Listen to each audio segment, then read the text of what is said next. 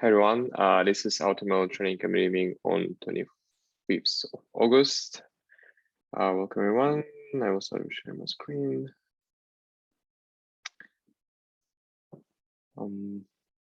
Okay. So first of all, just to remind you, if you want to see the past recording, please take a look at this playlist. We're trying to update it like each recording for the previous session.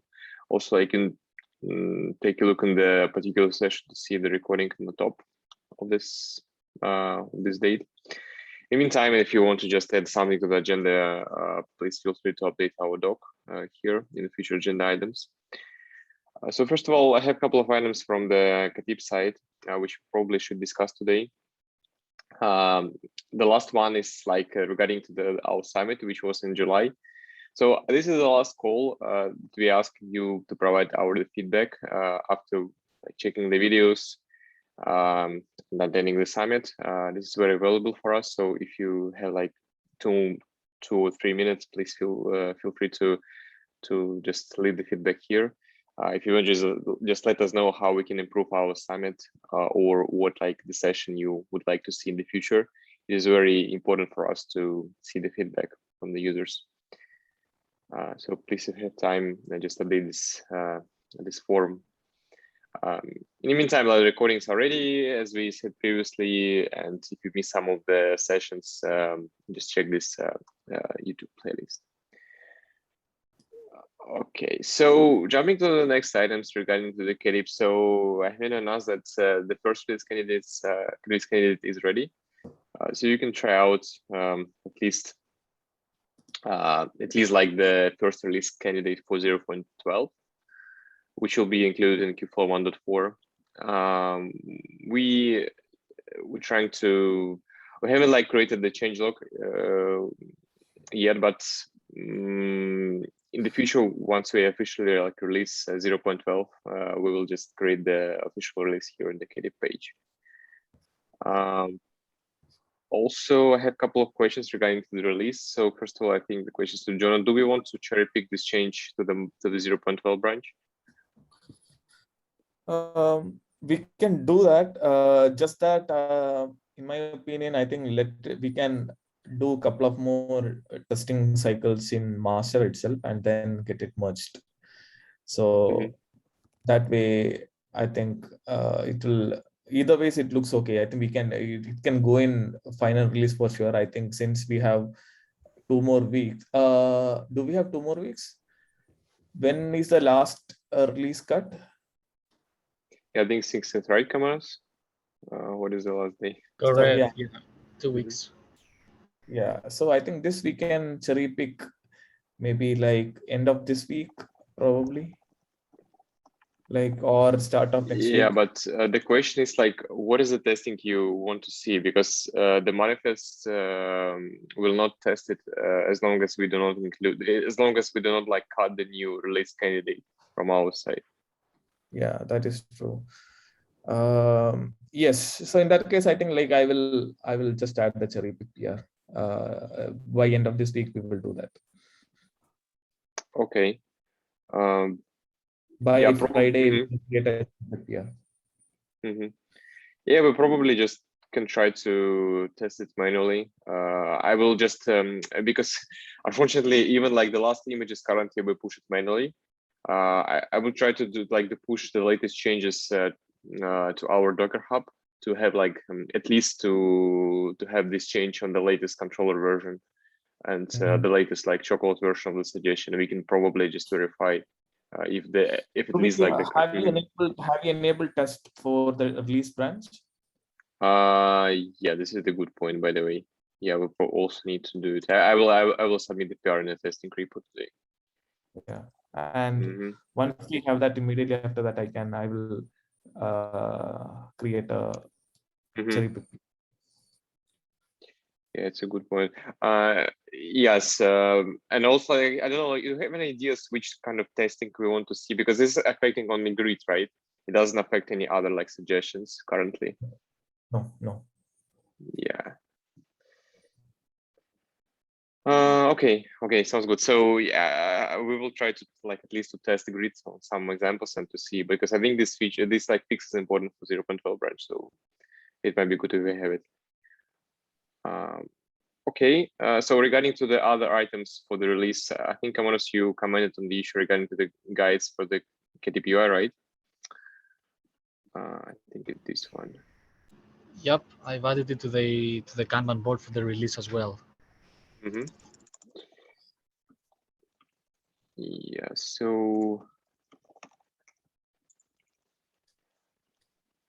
from my understanding, this will be like independent from the release schedule, right? Updating the documentation side, because we have like more days to finish it.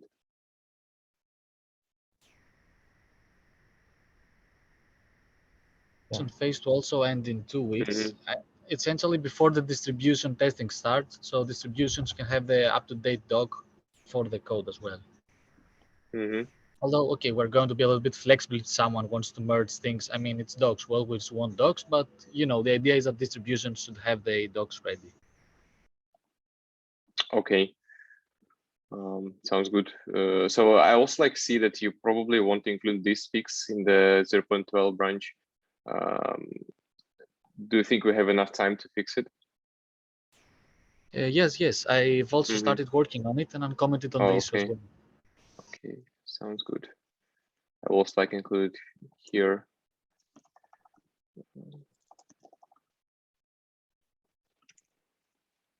Any other like items that you want to include in the release that you need to prioritize our work? That we need to cherry pick on the release branch?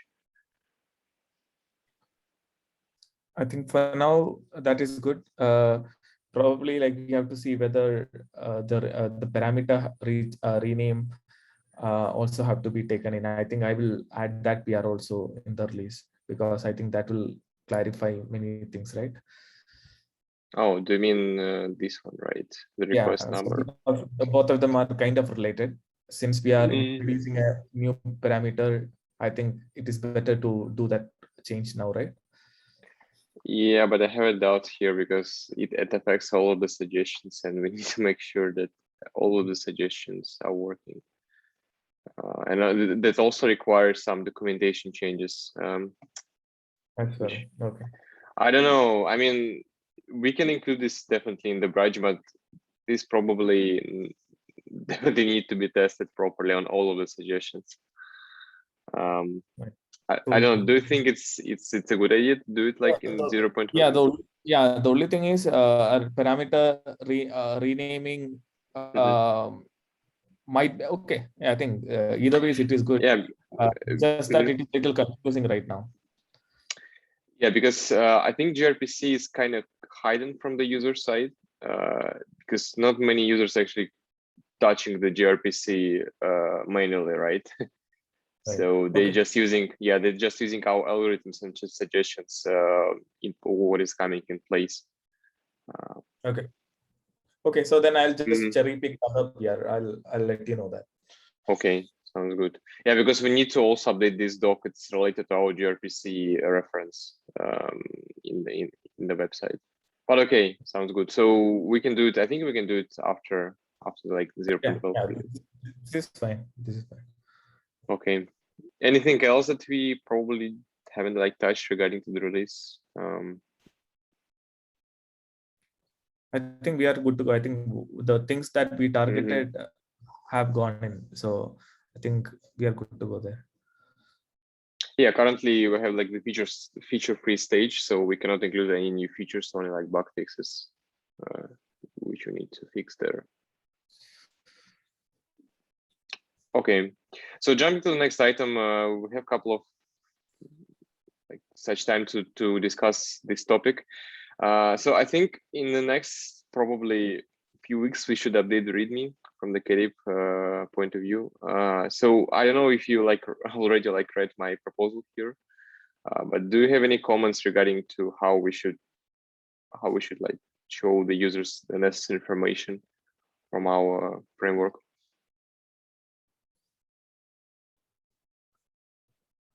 I'll take a look at that. I haven't put much of a thought there. I'll take a look at that and comment on this. Just to keep everyone aware of what we want to have here, just because here we have some information which is duplicate from the Kubeflow docs. So similar to in the official Kubeflow website, we have the KDIP component.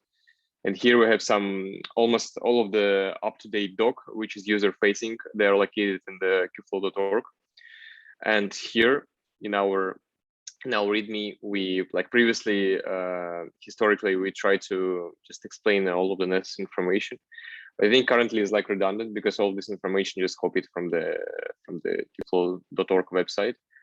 And what we want to have, we just want to have only like specific information what KDIP supports. That's it, and just a link to the getting started page on the installation. I also just was thinking maybe we can include like the one comment of installation, like similar to TF operator, because I think it's very important to install KDIP with one command, similar to where is it? Yeah, I think similar to this one, like what I think Justin was doing for TF operator. Because people just can come to our page and just search for installation, and they can just install KDIP with one command, and that's it. They don't need to care about any other like sort of the installation part. Or what do you think? Will it be like easier for the user to see this kind of installation part on the README? Yeah, and even for us, it's a single line installation, right? Just that we have a direct script. Yeah, definitely. But I mean, currently we have a couple of different installations, for example, like for standalone, for Cert Manager, for external DB. But by default, I think we can just provide the command to install it standalone, and that's it. Just to have it in the README. I will add more stuff in that PR, but again, my initial thought would be like we could actually do all the concept wise in KDIP repo itself in document also, because anyways, I think those are not going to change. While installation stuff, we could just keep standalone. Rest all stuff can be in Kubeflow, because the code wise and command wise, I think we will keep kubeflow.org docs updated. While things which are related to standalone, we will just maintain it in the KDIP repo. Yeah, sure.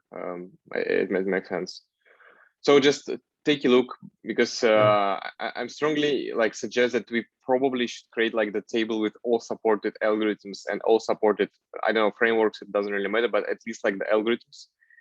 And what we currently support, because we support a lot of frameworks like Hyperopt, Optuna, like Chocolate, SKOpt. And I think it will be great if people just, when they come to the KDIP repo, they will see like they can even like benchmark all of these different suggestions, all of these different algorithms, and they can use KDIP as the infrastructure for their hyperparameter tuning frameworks. And we like haven't like touched this a lot previously. But to be honest, like we're trying to build a platform to like support any kind of the hyperparameter tuning frameworks on top of the Kubernetes. And I think it's maybe makes sense to highlight it. I don't know, somewhere here. Yeah. Okay. Okay, just leave a comment and we can continue the discussion on the README side. Does anyone like else have any comment regarding to the what we should show to the users on the README? Or maybe for new developer or new contributor, building KDIP will be useful for them. How to build KDIP? Yeah, do you mean like more for like developer guides, right? Yes, right. Yeah, we have one of the doc, which is we try to be like up to date, which is all of the requirements. But I think it might be better to just add the link from the README to this doc. Yeah. Yeah, that would be great. Yeah, because we probably should include some of the necessary information for the developers. Yeah, as you said, let me put it here.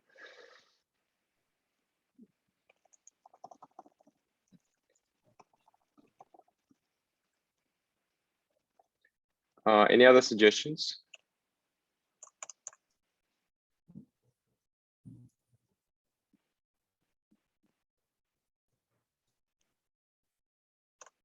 Okay, also like I'm like working on the release doc to at least like have the doc similar to TF operator, which kind of the release process we're following right now, like similar to this one. At least like unfortunately currently we're doing this manual process, but in any case, to be able to follow this process, at least we have something in the doc to monitor it. In the future, probably we can automate it using the CI/CD, but we still this is still an open question how we can automate it, this release process, because we have the similar issue in the TF operator repo. Here, let me actually found it. It's post. Yeah, so optimize post submit jobs workflow. So the problem is currently we do not have the workflow to push images automatically to our Docker Hub and to the ECR, for example. And we might need to think how we can automate it in the future. And my proposal was just maybe we can use the GitHub Actions with the Docker Hub access and ECR access. I'm not sure Justin is here right now, but do you have any comments? Maybe do we want to prioritize this task in this next releases? What do you think?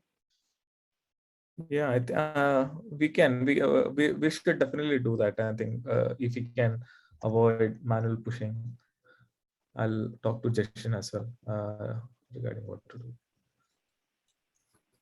Okay. I think like anyways.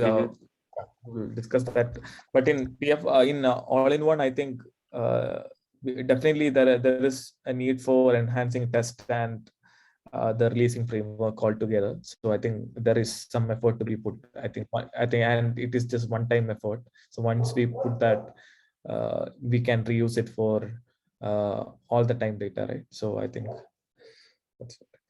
Yeah, that's true. And my point here was not relate to the AWS infrastructure, because like I don't know what's happening later. I don't know like how much time we will actually maintain AWS infra. So for the images, from my point of view, we don't really need the AWS cluster. We can reuse the GitHub Actions to push the images, even to the ECR. I think it's possible. Yeah, I think that's something which we can definitely think. Even we can have this as an additional step as well, right? Even if we have a separate post submit job, we can do this as a separate GitHub action.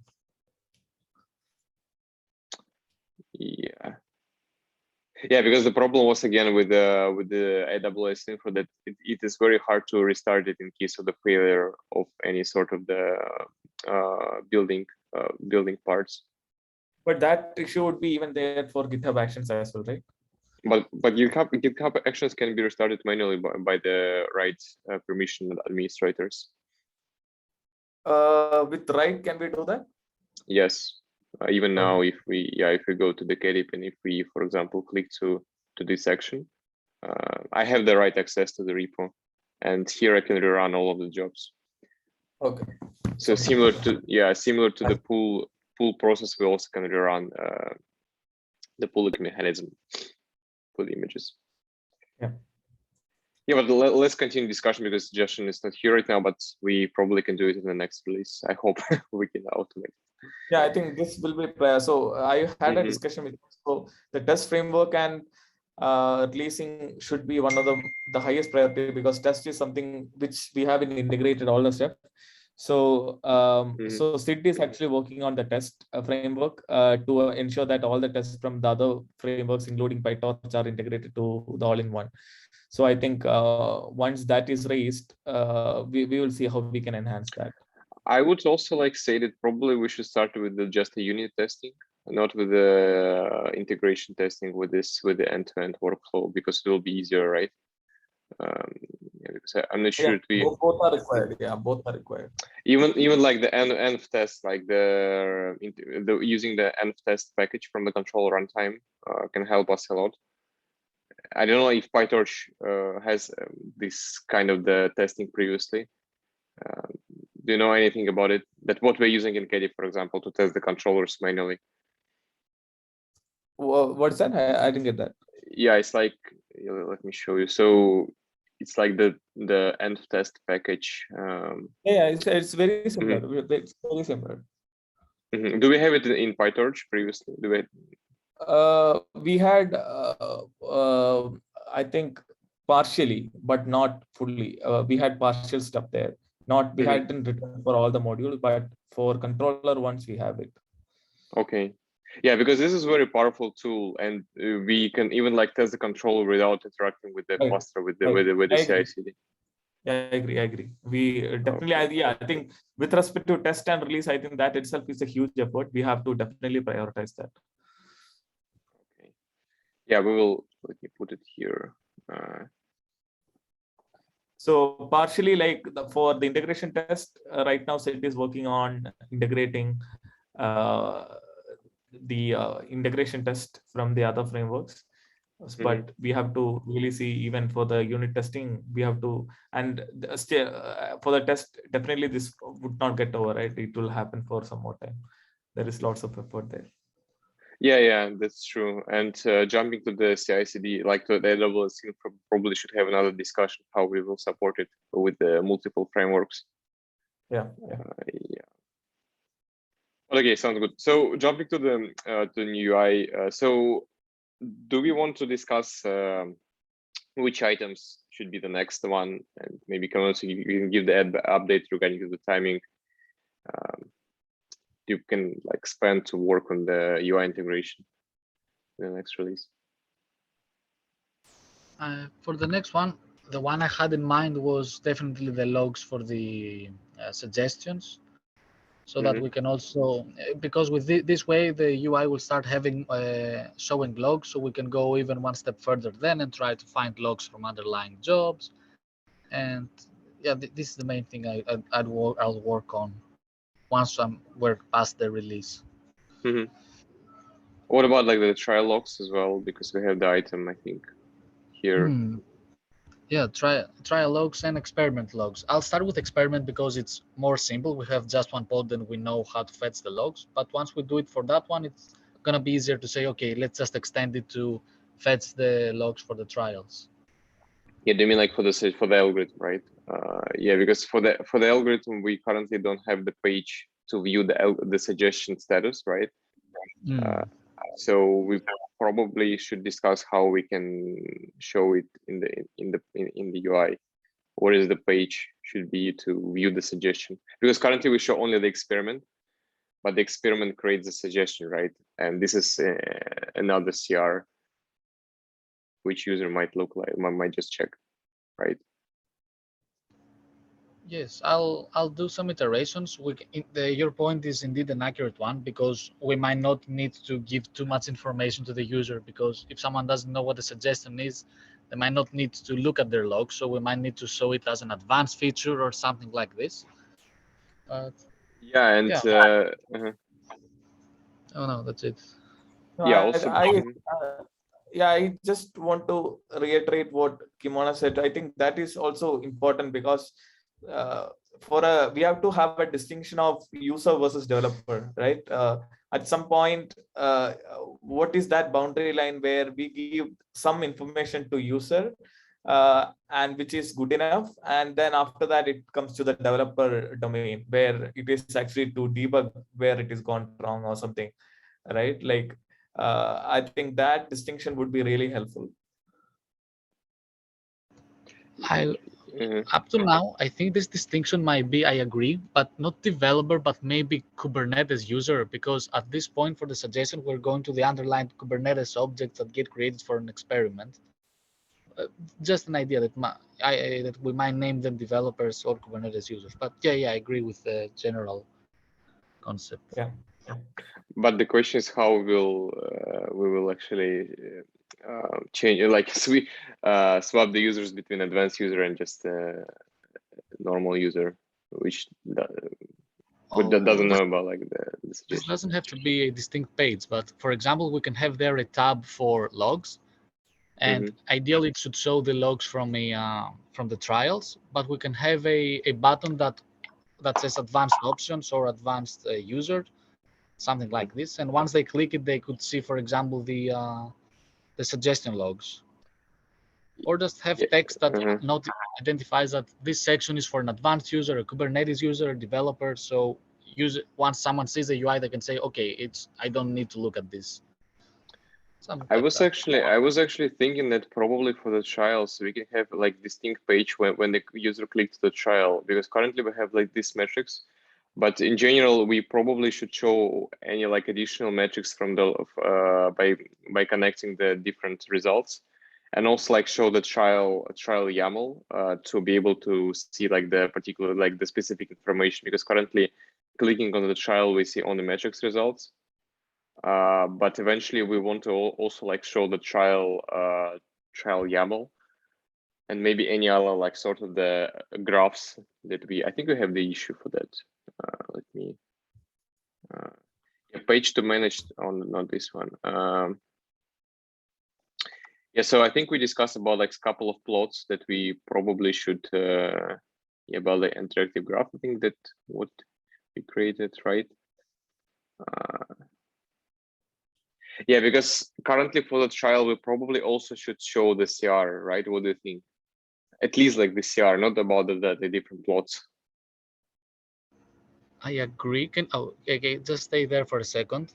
I think that it would make sense to then go one level deeper and say that let's have a page for the details, as you mentioned, for each trial, which will have the same format as we have for experiments. So yeah, right exactly. Now we have a page for experiment details. So once you click in a trial, you'll have again the main graph that we saw. It will be the one instead of the hyperparameters on top right now.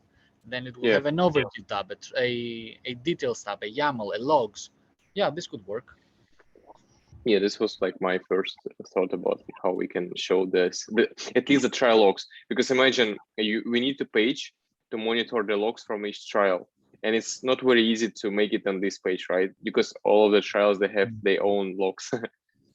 It's actually, yeah, it gets more convoluted if in the page where we show the experiment, we also show the logs. So yeah, it would make sense to have a distinct page for its trial and show these logs. Yeah, speaking about like the suggestion, we probably should have another tab, but we might discuss how we can show, because this is only experiment. This is only like the information from the experiment, and that's it. Okay. Yeah, and we have also like a couple of items that we probably should prioritize before we can say like the project is ready, because all of these features, like the additional features which like original UI doesn't have as well. But some of the features that the original UI has, we don't have it currently in the new one. So I don't know, Kamanos, probably we should prioritize these tasks, like to be able to just have the similar functionality that we discussed previously. What do you think? Like speaking like before showing the logs, before having like the separate page for the trial.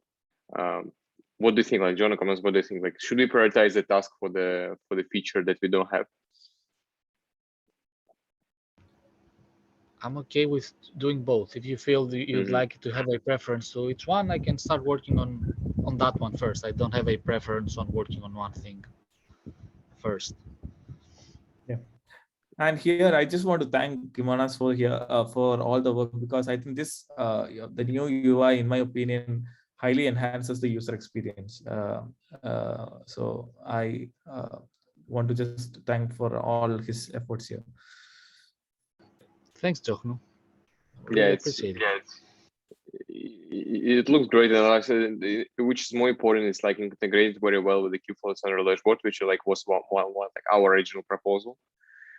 So I think here the one like remaining things that just we probably should verify. For example, I tried to test this UI in the high amount of trials, like for example around like 3,000 or 4,000 trials, and we might have problems there, because I know that currently the good thing for this new UI, and this is like very like the great feature, that is like continually updating the information on the trials, right? So we have like the continual integration between the backend and the frontend side.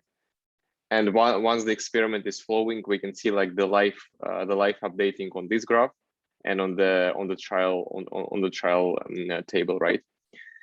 I think all of the actual applications in the Kubeflow using this sort of the, I don't know if you like sort of the mechanism where like the front end continually interacting with the back end. It is correct, right, Kamonos? It's just continually like updating. Yep. Yeah, and also like the problem that they have, I will probably might create an issue. So if you have like like around 3,000 trials, the UI just will try to ask the backend, but the backend we currently the backend doesn't have enough time to generate like this object to push it on the front end. So this is the one thing that we probably should consider, how we can like what is like the process to show all of these trials. This is a very, very good scaling question. We're also evaluating this both internally at Aricto. There are two sides here, which is one is the front end will as well kind of become too heavy if it has 2,000 trials. And this is not only a problem with Katib, but for the other web apps as well. The immediate solution for the front end that I'm right now working on is to actually have some pagination. Don't show all of the trials, just show 20, 50, 100, and have some filters so that people can easily find what they want.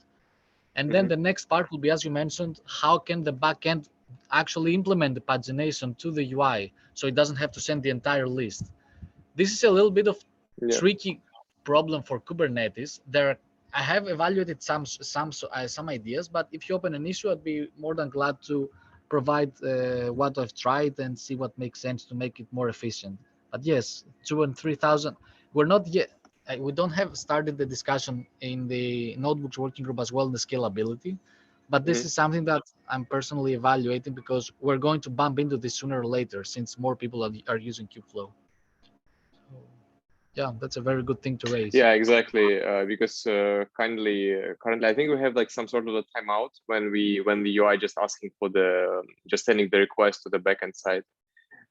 So we probably should maybe manipulate this kind of the timeout from the front end side. Maybe just do not ask for the new queries as long as we don't have the responses. But I'm not sure what is the best way of doing this, but we can continue discussion on the issue because I have a couple of ideas, but I'm not sure if the current front end, like the common library, supports it. I think the pagination seems to the right one, but again, I think it is tricky with Kubernetes APIs. I think that is the but in the Kubernetes API, you can just limit like at least like for the list, you can just show first 100 trials and not all of them, for example. So, this is very interesting. But the problem with Kubernetes, it's not exactly pagination what Kubernetes does. It's sending you a first page with 100 trials, and then it gives you also a hash which you can use to get the next 100 items.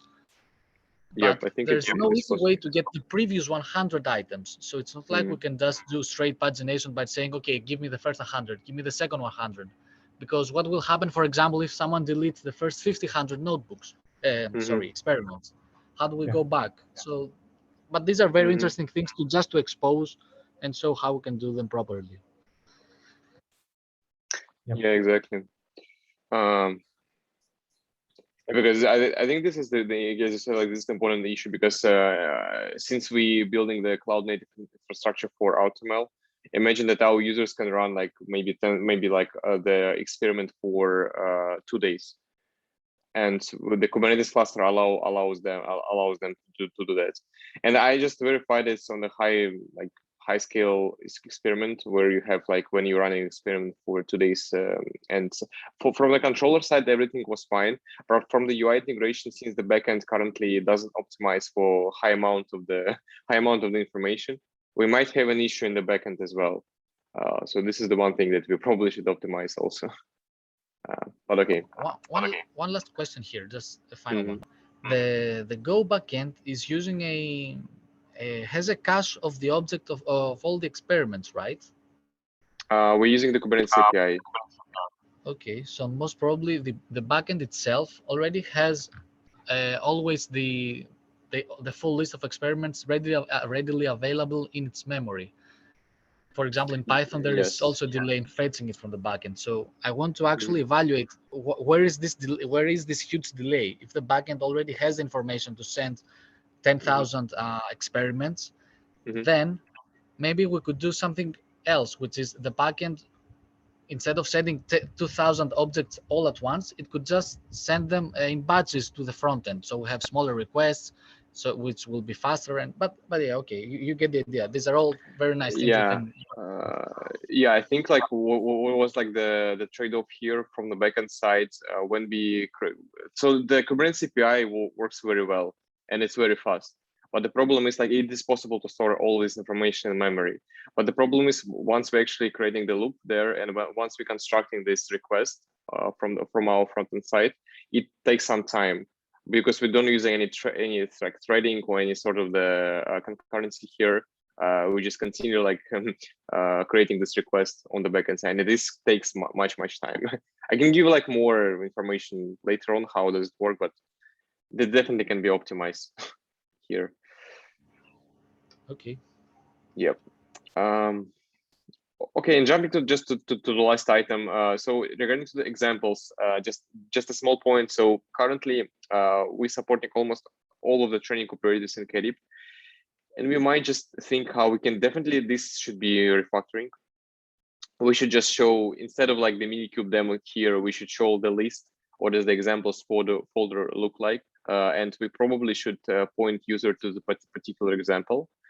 And from my point of view, like probably we should might create a folder like Kubeflow training, for example, and just put all of the training operators example in under one folder. So speaking about the algorithm, for example, like hyperband or grid, or I don't know, like Bayesian optimization, do you have any ideas? Is it fine if we just put all of these examples for the algorithms, I don't know, in one place? Or do you have any ideas how we can show it? Looks good, in my opinion. Okay, so first of all, maybe just put all of the Kubeflow examples under one folder and just try to point to the particular example here. Does it look good? Yeah.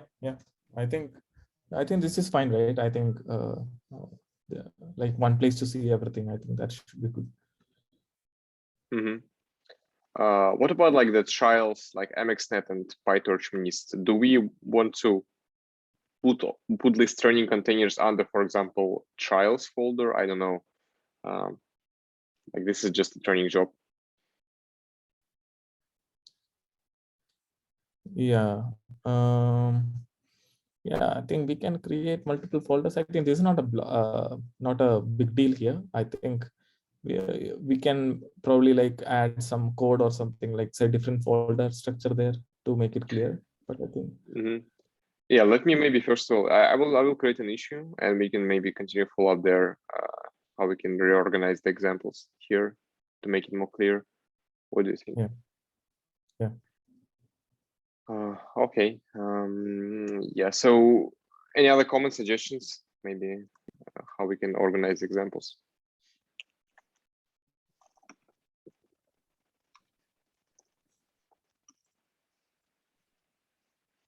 Okay, and so regarding to the training, so I don't know, do we want to discuss the process of the project, of our current project? So what is the remaining things for the release?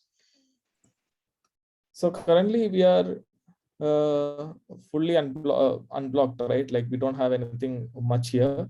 Observability wise, the Prometheus is also merged. So the only thing Deepak is working is on the Grafana dashboard, which will happen most likely post 1.4, because that is not connected. That can be even merged separately. And Sid is working on enabling test for all frameworks. Basically, like those are integration tests, which adds example.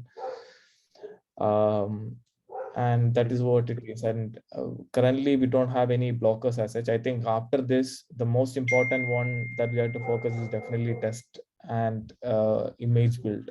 That's what the most important stuff. Yeah, so that is being worked on by Sid. Right. Okay. Yeah.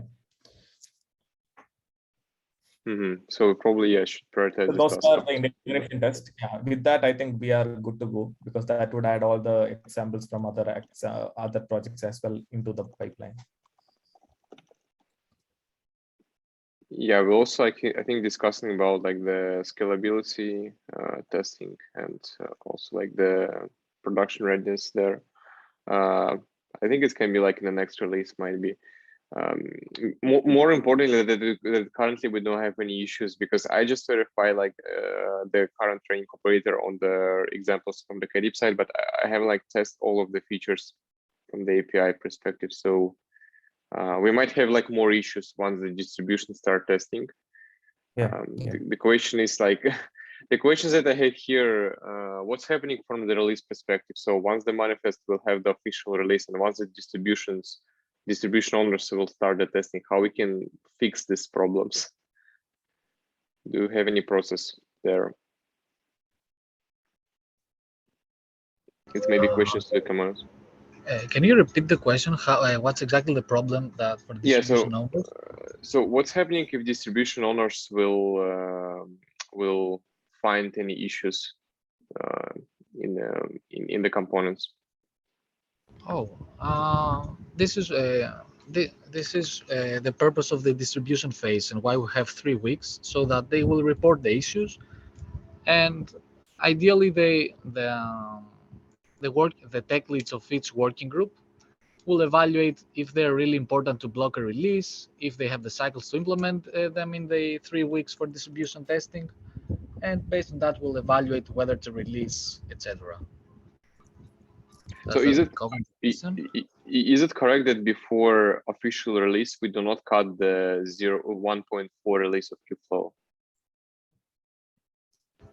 Correct. The distribution owners will test against our latest RC, and after that, after the distributions and after the 3 weeks of the distribution testing, based on how many fixes have been added due to the issues that distributions have reported, we will cut the final branch for 1.4 and the final tag for the release after the distributions are done. Okay. So eventually, like on September 28th, we have the 1.4 official release, right? Yes. And at that point, we'll get into the discussion, do we need a point release? What is the work that we didn't include that might need a point release, and etc. Okay. Yeah, I think it sounds good to me because like, I don't know how many issues we will have during the testing. And still, since we don't have the proper testing infrastructure for the all-in-one operator, we might face with some problems there. Well, we'll all be here to discuss again if it makes sense to iterate again on the release, so it's not the end of the world. Yeah, that's true. Okay, so I think from the release perspective, we currently in the manifest, we have the MPI separately and they have the all-in-one operator. So for the MPI, I'm not sure like the owners are here currently because we do not update the images for the MPI. And I don't know, like, what should we do with the 1.4 operator for the MPI, because MPI is currently refactoring a lot. I think we have to get an update from Terry regarding that.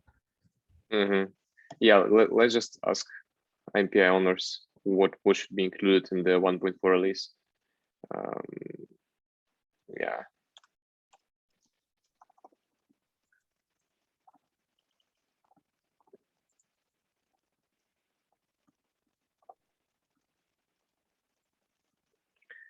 Okay, sounds good. So any questions, comments, maybe to KDIP training operators from the community?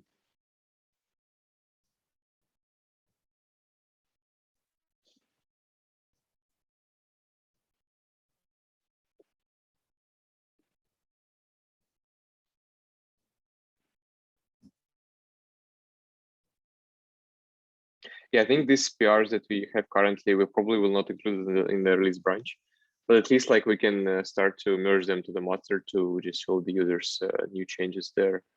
Yeah, because I think we also discussed about it. Like this, they have a couple of examples in SDK modification. Yeah, that was good. So if you don't have any questions, I think we're ready to go. So thank you so much for joining this time. Yeah, I think the release will be ready in a couple of weeks. So if you have any problems or if you have any bugs, please feel free to ping us in the Slack channel, in the AutoML or Kubeflow KDIP channel. And we will try to fix these bugs before official 0.12 release of KDIP, and for training operators like 1.3 new release for the all-on-one operator. Thanks everyone for joining this time. So see you again next time. Thank you guys. Bye. Thanks Thank for the you. meet.